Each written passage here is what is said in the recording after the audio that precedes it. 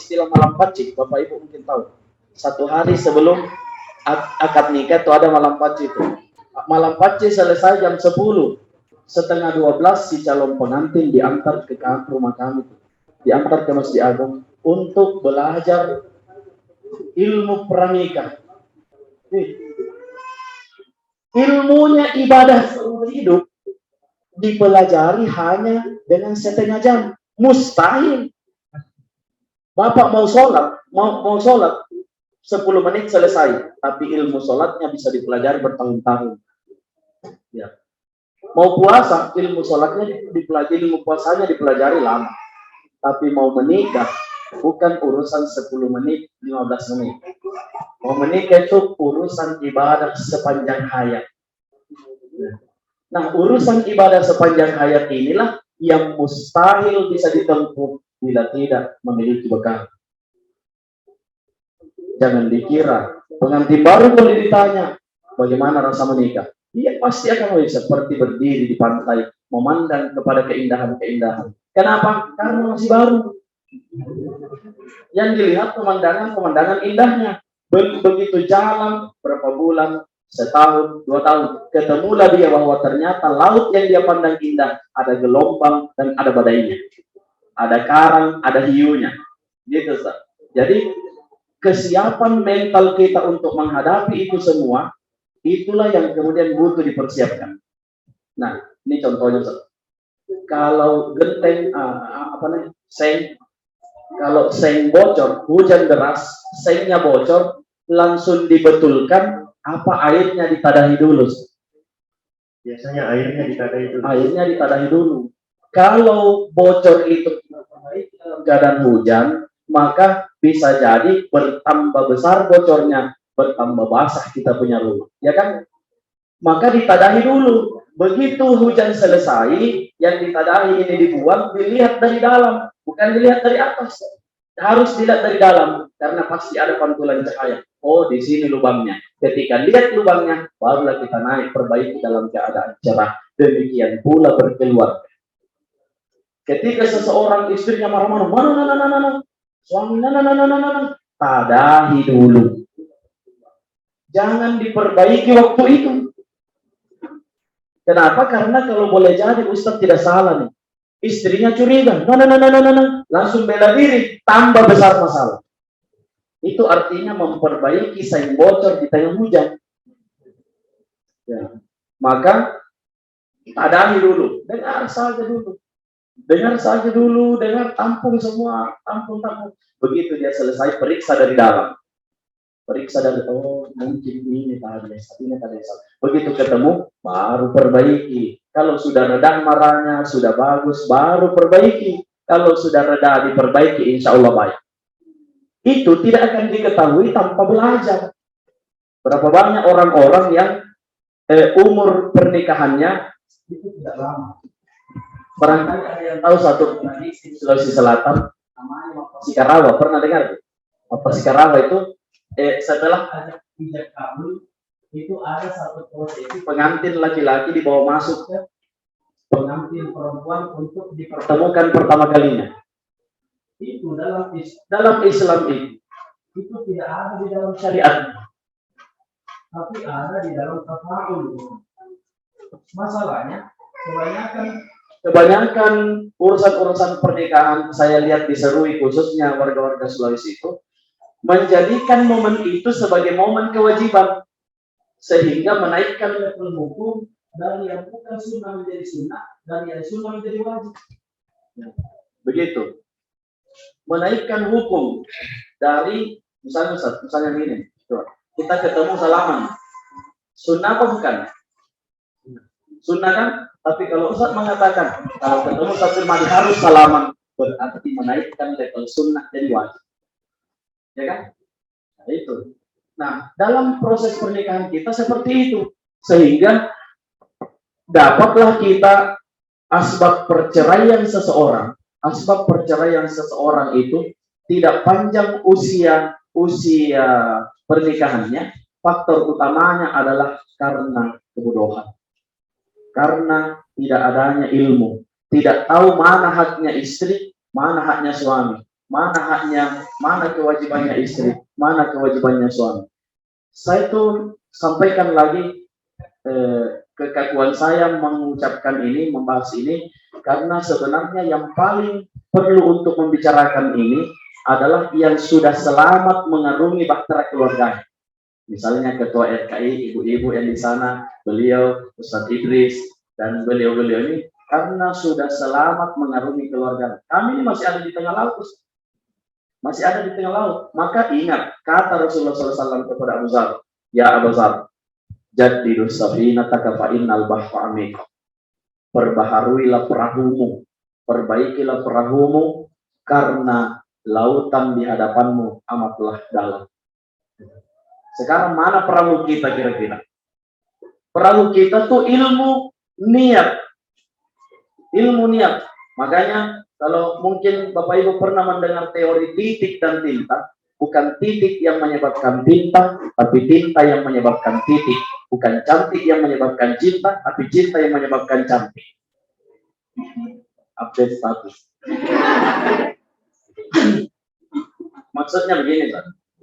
Bukan titik yang menyebabkan tinta, tapi tinta yang menyebabkan titik. Bukan cantik yang menyebabkan cinta, tapi cintalah yang menyebabkan cantik. Ketika kita mengatakan saya terima nikahnya, sudah ada benih-benih cinta di dalam hati kita. Apapun kekurangannya akan terlihat indah di mata kita, karena dasarnya adalah cinta.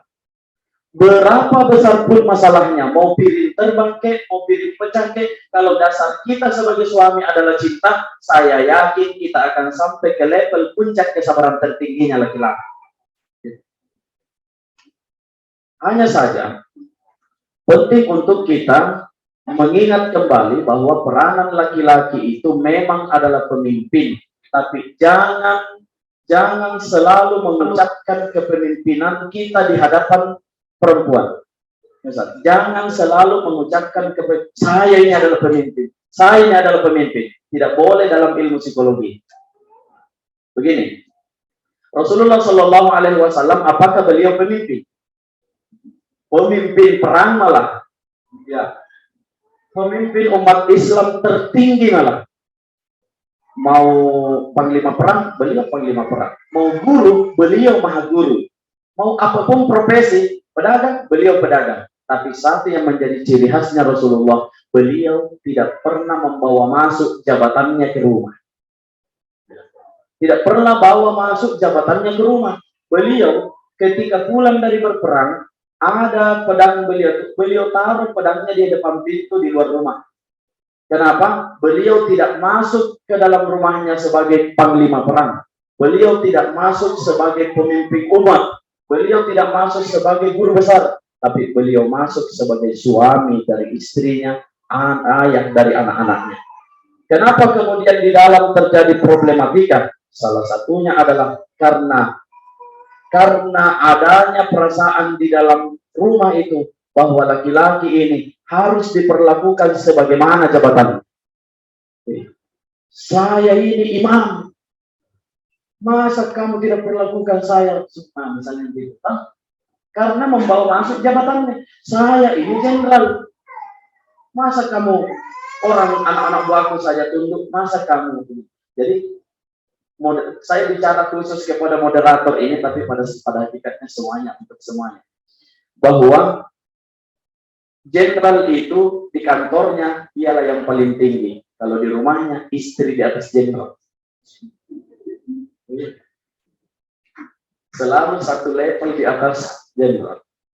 Nah, jadi pranikah adalah masa di mana kita menabung ilmu.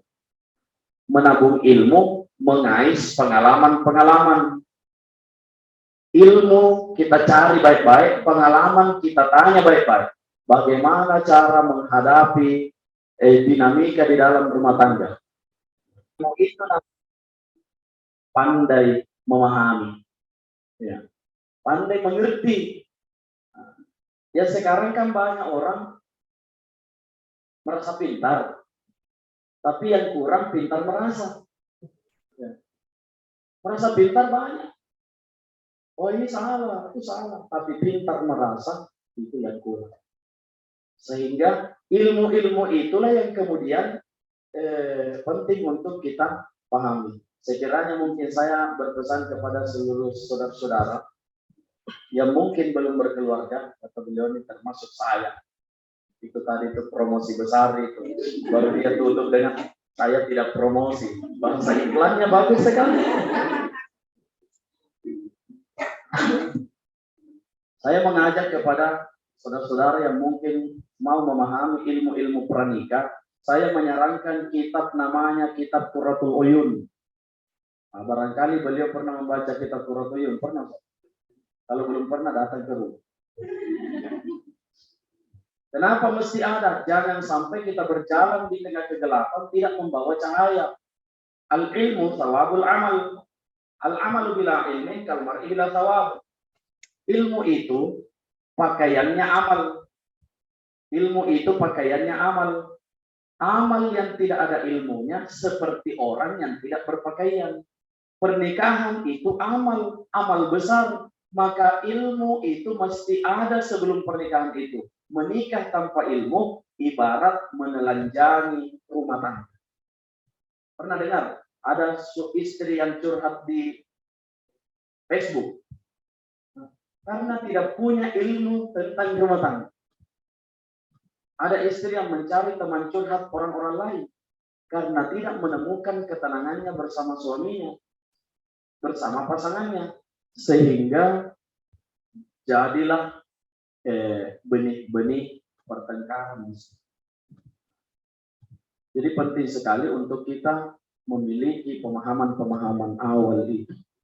Jangan sampai kita menikah jalan kosong, jalan buta-buta. Termasuk kira-kira kalau moderator ini mau menikah, mau punya anak kecil, berapa? Berarti beliau belum siap. Kenapa belum siap? Belum mampu menjawab tujuan visi ke depannya. Kalau moderator belum siap, jangan coba-coba melangkah. Karena itu ibarat beliau menarik anak orang dalam keadaan tidak siap. Macam begini. Kau serius kan tidak sama hubungan kita ini? Kita jalani saja. Saya ditanya sama begitu, mahasiswa UIN Makassar. Dulu kami dosen, tapi mengundurkan diri karena belum menikah. Mengundurkan diri. Kenapa? Posisi mahasiswa kalau kita mengajar begini. Lebih baik mundur. Sudah ini menghilangkan hafalan. Nah, itulah kemudian penting sekali untuk kita. Penting untuk kita kemudian mencari kembali niat kita dari awal ini. Niat kita, tujuan kita, arahnya mau kemana. Kalau hanya sekedar mau mempererat keluarga, sekalipun tidak menikah bisa tambah keluarga. Kalau hanya sekedar mau menambah saudara, tidak menikah bisa tambah saudara. Kalau niatnya betul-betul mau beribadah, barulah kita insya Allah dapatkan itu berkahnya pernikahan. Sebab amal itu kan mesti diniatkan. Hadisnya innamal a'malu binniyat. Pernikahan itu kan amal. Berarti pernikahan harus diniatkan. Sesuatu amal yang tidak diniatkan, amalnya terlaksana, pahalanya tidak ada. Sehingga orang-orang yang menikah dahulunya belum berniat, berniatlah sekarang. Sudah 15 tahun dia menikah, tapi dulu dia mengingat niatnya bukan karena Allah. Hanya di malu karena orang tuanya sudah jodohkan. Atau karena sudah datang yang melamar. Sekarang itu seolah-olah aib kalau usia berapa belum menikah. Jangan merasa aib. Jangan merasa aib. Karena justru akan menjerumuskan diri sendiri dan keluarga ke kehancuran yang lebih cepat bila mana kita tidak siap dan mau terjun. Masalahnya sekarang itu memang tidak siap, tapi ketidaksiapan dijadikan alasan terus. Kenapa belum menikah? Saya belum siap. Kenapa belum menikah? Saya belum siap. Karena kamu tidak siapkan diri. Nah, jadi siapkan diri. Oke. Setelah itu masuk ke proses pernikahan. Pernikahan itu bukan hanya sekedar mengambil amanah daripada orang tua. Saya terima nikahnya, seolah-olah kita mengatakan saya terima amanahnya orang tua untuk saya tanggung. saya terima kewajibannya si bapak untuk saya tanggung. Saya terima baik buruknya si anak nanti kelak yang dilimpahkan ke bapak, dilimpahkan kepada saya ketika ijab kabul itu. Makanya mesti saya terima nikahnya karena Allah. Usahakan sebut karena Allah di dalam ijab. Sekarang tuh mahar 5 gram tunai. Kalau sebutannya hanya tunai, maka hukumnya jatuh ke transaksi. Tapi kalau sebutannya karena Allah, jatuhnya ke ibadah. Itulah kenapa kemudian banyak orang-orang yang di masa-masa menikahnya menjadikan pernikahan itu susah sekali karena memang niat awalnya transaksi.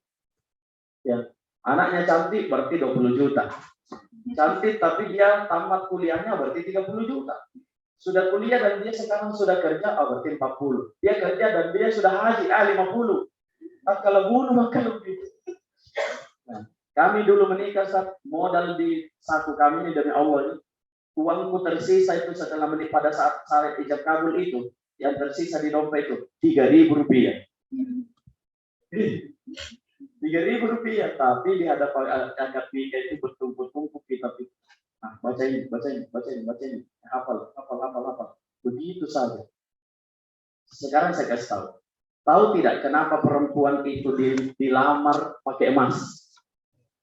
Atau ada yang mau dilamar pakai batu? Nah, kenapa mesti emas? Bilangnya boleh saja, kayu juga boleh, yang penting kayu ulin berapa kubik. Kenapa perempuan itu dilamar pakai emas? Karena emas itu sekecil-kecilnya emas dia diletakkan di dalam peti, petinya dikunci. Peti disimpan dalam lemari, lemarinya dikunci.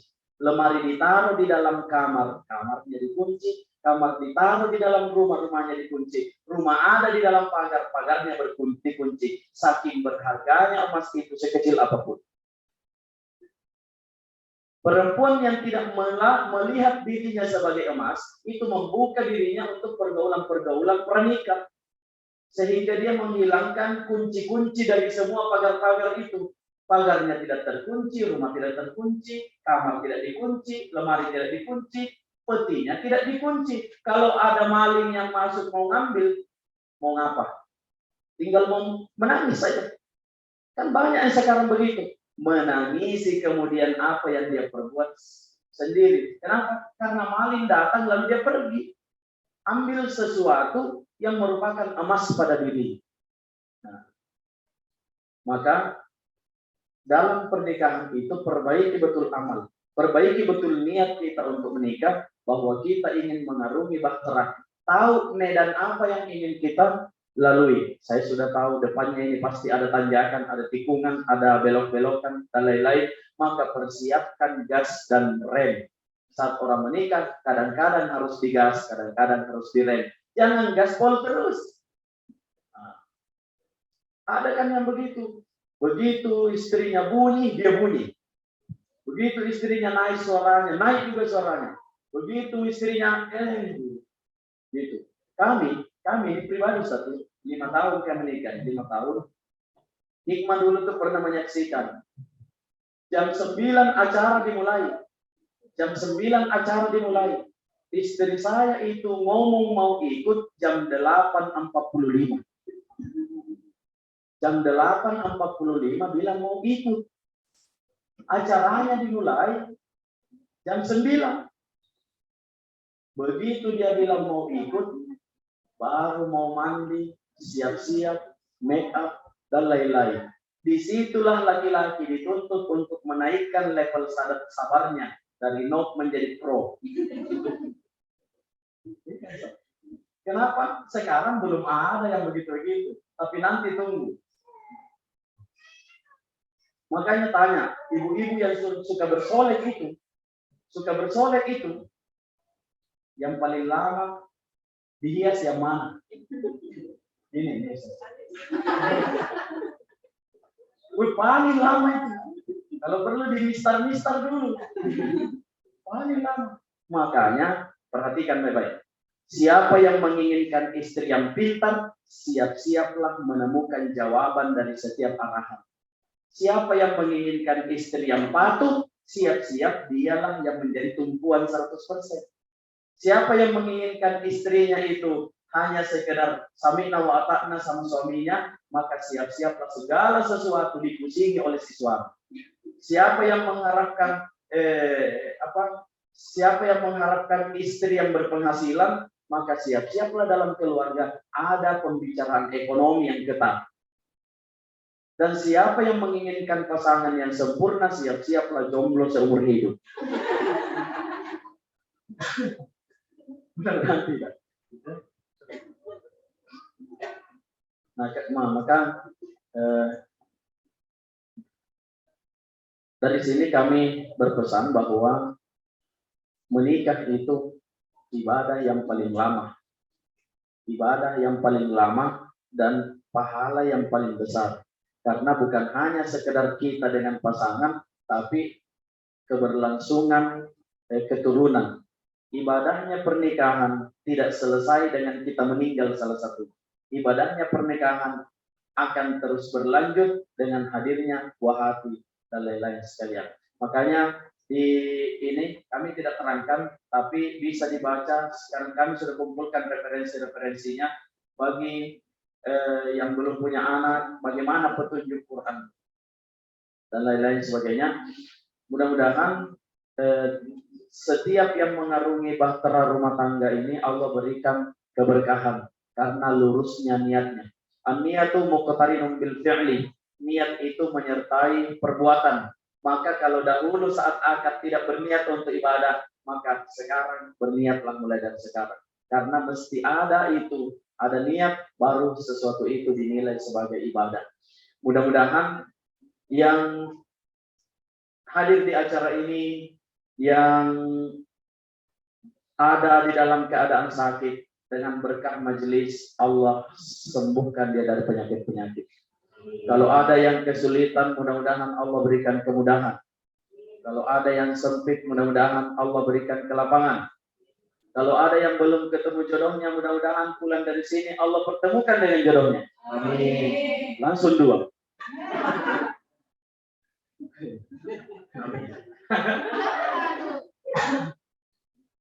Jadi Bapak Ibu yang kami hormati dan kami muliakan, sekali lagi kami hanya menyampaikan teori-teori dan konsep-konsep saja. Sesungguhnya prakteknya sudah kita lakukan masing-masing dengan pola-pola dan kondisi masing-masing.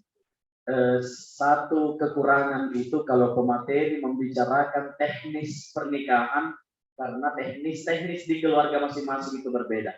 Kalau beliau ini keluarga atlet, jadi beda lagi teknisnya. Kalau saya keluarga pengajar saja, suka saya mengajar. Jadi teknisnya lain juga. Maka temukanlah kebahagiaan kita.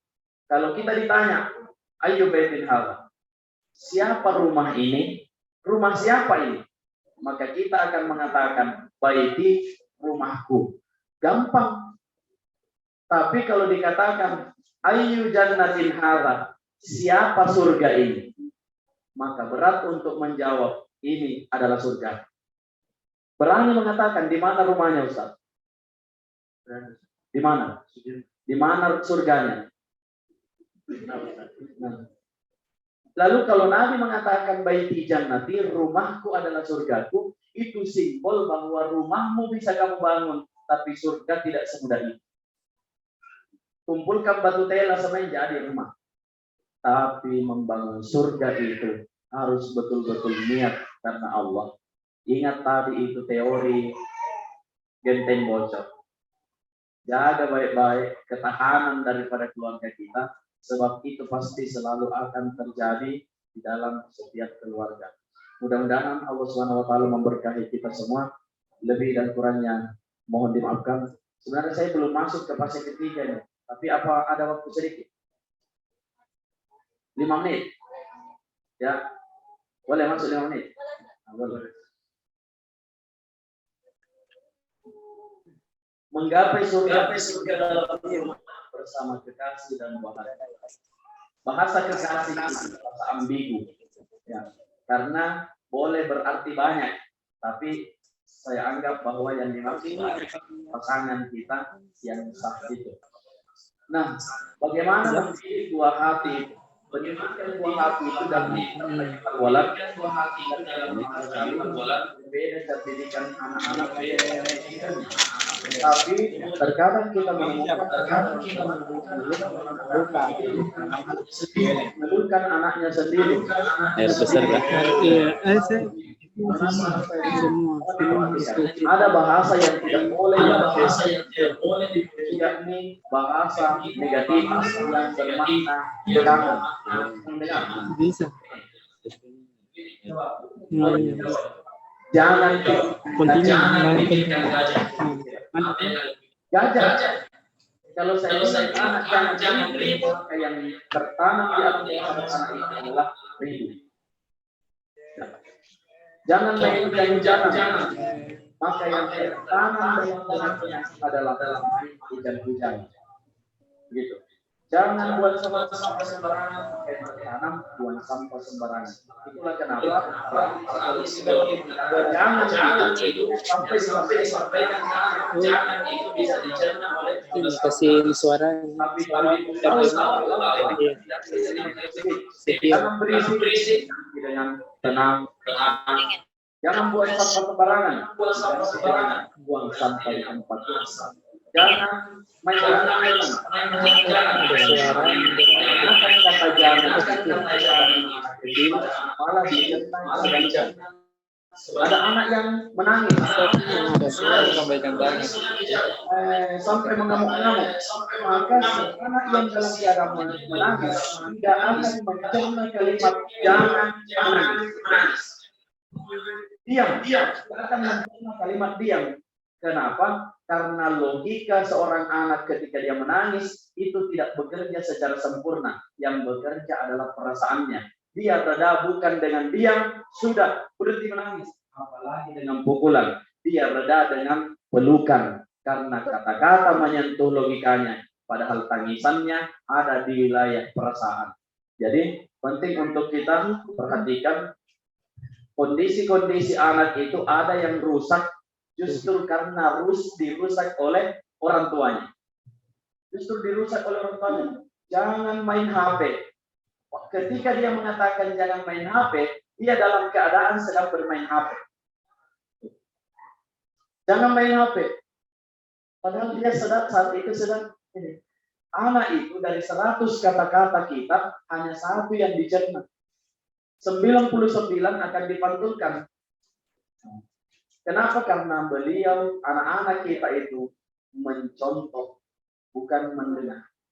Mencontoh. Terakhir, amalannya silakan diamalkan bagi ada anak-anak yang kurang mendengar orang tuanya atau anak-anak yang terindikasi kena pergaulan, maka kita mengambil amalan dari kitab Sayyid Muhammad bin Alwi Al-Maliki, punya murid sekaligus anaknya namanya Sayyid Abbas. Sayyid Abbas punya murid sekaligus anaknya namanya Sayyid Ahmad. Sayyid Ahmad punya murid namanya Sayyid Sa'adi. Sayyid Sa'adi punya murid kami. Maka yang kami terima ini bersanad langsung dari atas bahwa bila mana seorang anak itu kurang mendengarkan orang tuanya atau cenderung menolak kalimat-kalimat perintah dan mengerjakan larangan daripada orang tuanya, maka ditirakatilah anak itu dengan doa. Diusapkan di ubun-ubunnya.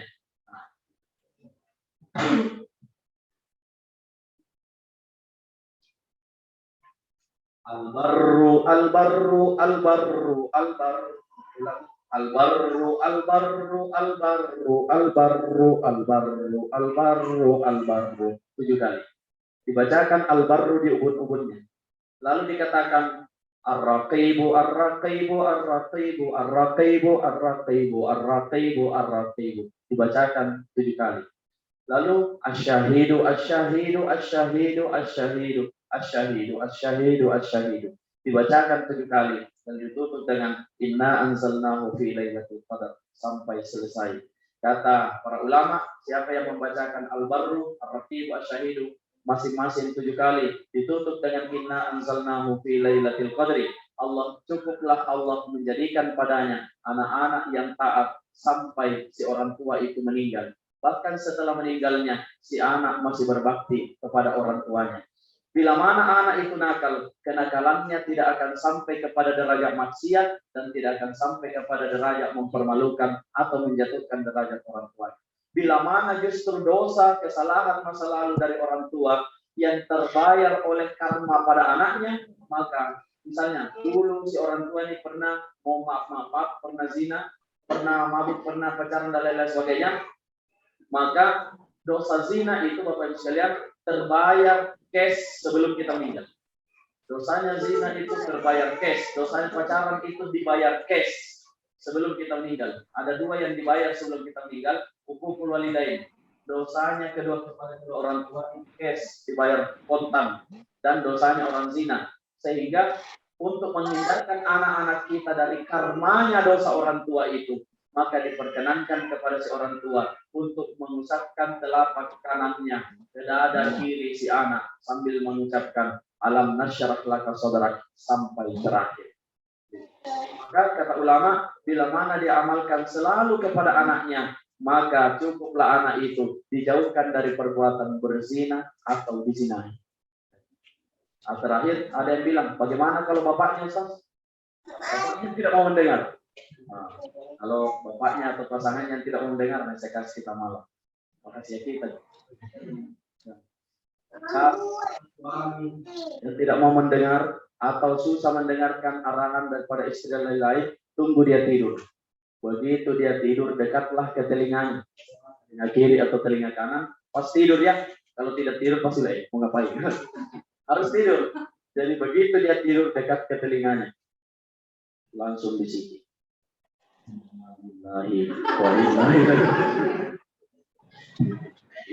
Insya Allah besok kurang mau belajar.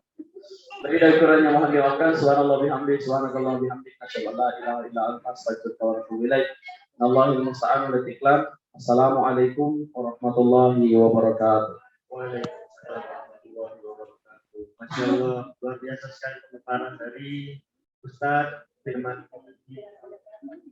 Baik, untuk selanjutnya apakah ada sesi tanya jawab? Oh iya. Baik,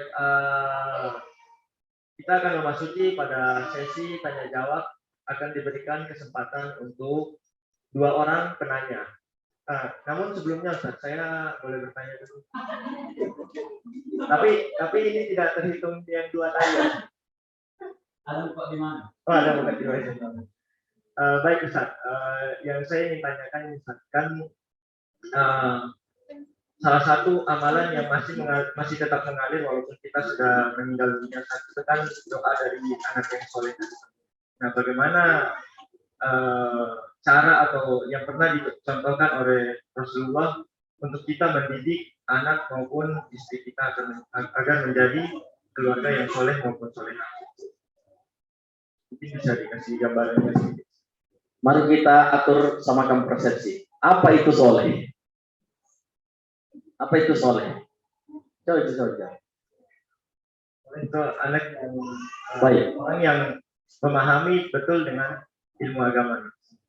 Paham betul dengan ilmu agama. Soleh itu bahasa Qur'annya adalah tingkatan tertinggi dari kebaikan seorang anak. Jadi tingkatannya itu thayyib, khair, ma'ruf, soleh. Ulangi supaya diingat. Thayyib, khair, ma'ruf, soleh. Kalau yang dimaksud adalah thayyib, maka yang dimaksud anak itu baik fisiknya. Misalnya orang Arab ditanya, "Kaifa khaluk?" Maka mereka menjawab, "Bi khair, thayyib." Alhamdulillah, thayyib. Artinya fisiknya baik-baik saja, dalam keadaan sehat. Terus tingkatan yang kedua ada namanya khair. Baik juga. Khair. Kuntum khairu ummah. Kalian adalah sebaik-baik umat. Jadi khair itu baik. Tapi baik sebagai sifat. Baik sebagai sifat. Diajak ketemu, dia senyum, disapa, baik sekali. Sifatnya baik. Berarti fisiknya bagus, sehat, sifatnya bagus, berarti sudah khair. Makanya kalau kita ditanya lagi, bagaimana kabar? Bikhair, alhamdulillah. Berarti itu jawaban bahwa kita fisik dan sifatnya bagus. Naik ke atasnya lagi, ma'ruf. Ma'ruf itu namanya sikap. Wal takum minkum ummatun yad'una ilal khair ya'muruna bil ma'ruf. Ma'ruf itu sudah jadi sikap. Sudah jadi sikap, mampu meletakkan sifat pada tempatnya. Kalau sifat itu diulang terus, jadilah sikap. Sikap itu diulang terus, jadilah dia karakter. Karakter terus, jadilah dia watak. Kalau sifatnya baik, sikapnya baik, fisiknya juga baik, namanya orang itu ma'ruf. Nah, tingkatan yang tertinggi adalah soleh. Para nabi meminta bukan anak yang thayyib, bukan anak yang khair, bukan anak yang ma'ruf, tapi yang diminta adalah anak yang soleh. Karena soleh itu tingkatan tertinggi daripada penyatuan antara baiknya fisik, ramahnya sifat, tegasnya sikap, dan tercermin di dalam pengamalan itu semua. Jadi soleh itu punya dan diamalkan. Tahu dan diamalkan. Jadi bukan hanya sekedar pengetahuan agamanya bagus, bukan. Tapi pengamalan agamanya pun bagus. Ada yang bilang begini, Ustaz, bagaimanakah saya mau dapat istri seperti Khadijah, Ustaz? Yang seperti Aisyah, Ustaz? Yang seperti Sophia? Kalau mau dapat istri seperti itu, maka muhammadkanlah diri. Itu syaratnya. Sebab kita hanya akan dipertemukan dengan yang seperti itu. Begitu. Lalu bagaimana mengajarkan mereka kesolehan?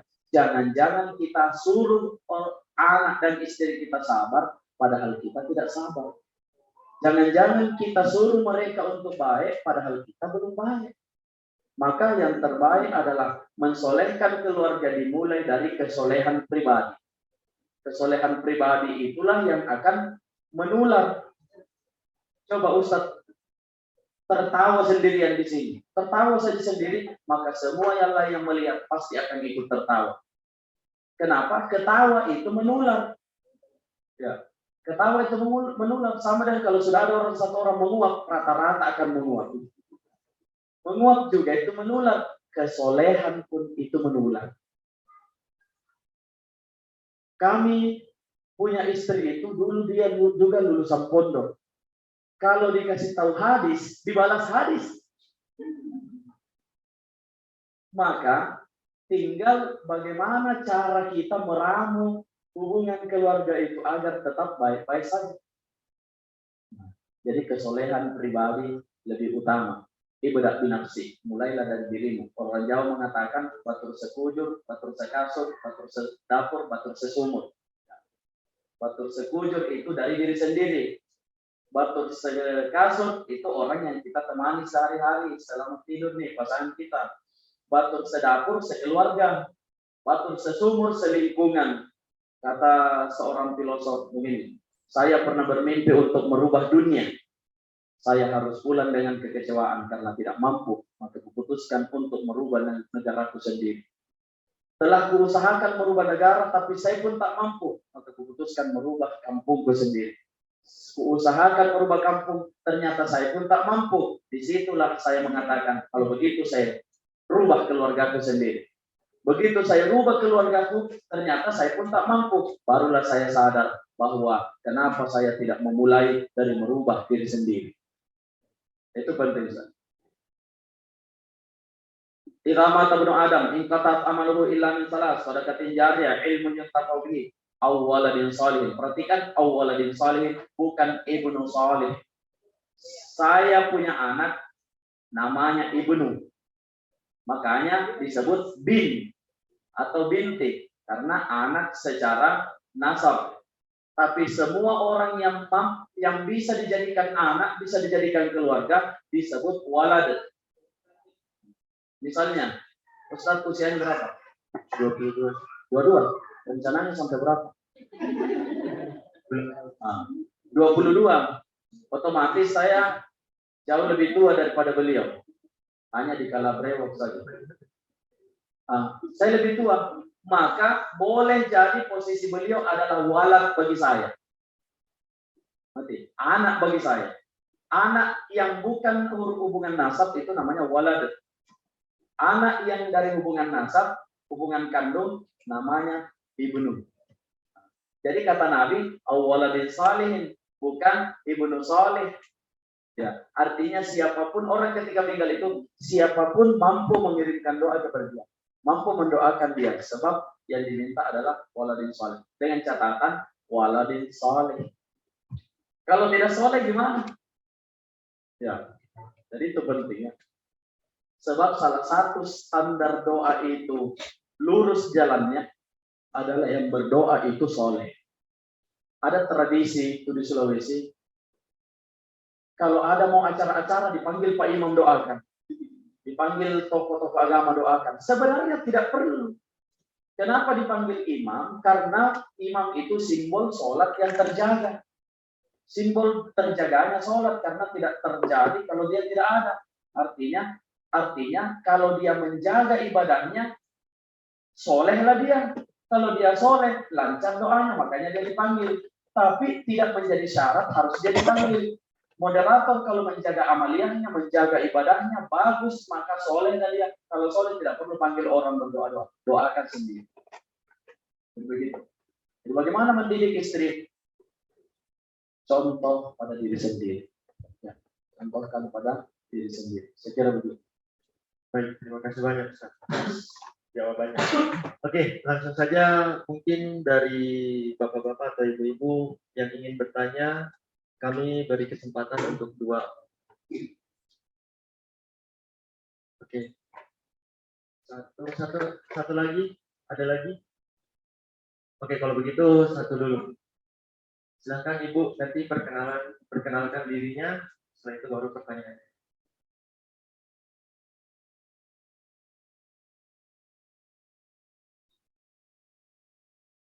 Assalamualaikum warahmatullahi wabarakatuh.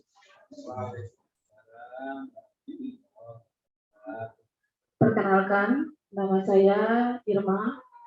Profesi saya adalah salah satu tenaga pengajar di sebuah sekolah. Baik, mohon izin Ustaz. Tentu kita semua kan tinggal di Kota Serui ini adalah daerah minoritas. Khususnya saya tinggal di Cinatua dan rumah saya itu hanya dibatasi tembok dengan rumah ibadah non muslim. Ya, dan saya juga punya 2 orang balita Ustaz. Jadi yang mau saya tanyakan pada Ustaz, seperti apa ilmunya untuk saya sebagai seorang ibu, saya terapkan ke anak-anak saya untuk menghindari pengaruh-pengaruh yang bisa saja terekam oleh mereka pada saat ada ibadah di samping rumah. Ya, itu saja yang perlu saya tanyakan. Terima kasih. Wabillahi taufiq wal hidayah. Wassalamualaikum warahmatullahi wabarakatuh.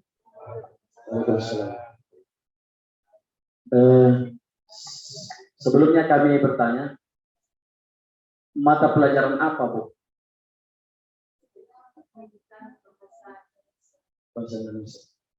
Baik, salah satu jawaban yang kami sampaikan kepada Ibu untuk memfilter adanya perekaman pada anak itu karena mendengar lagu-lagu rohani atau peribadatan-peribadatan yang rutin kepada tetangga kita itu, maka jawabannya adalah resonansi. Pernah dengar istilah resonansi?